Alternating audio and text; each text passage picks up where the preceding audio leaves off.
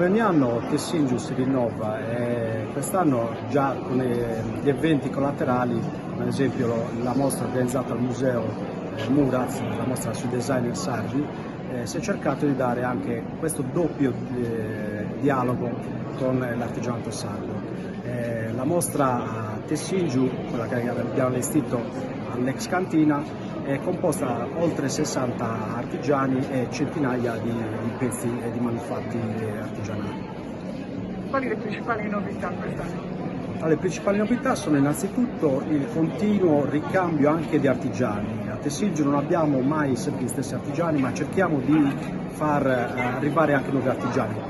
Purtroppo lo spazio ci consente di ospitare solamente 60 e quindi dobbiamo fare una sorta di turnazione, ma questo è anche il bello perché diamo la possibilità alla grande produzione artigianale sarda di poter avere un luogo in cui esporre i propri lavori.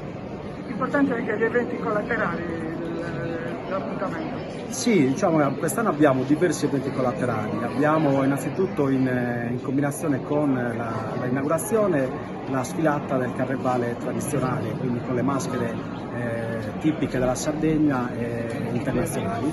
Poi abbiamo un grande evento che verrà realizzato tra il 5 e il 7 agosto che riguarda tutta una serie di incontri sulla tessitura e sull'artigianato in generale sardo.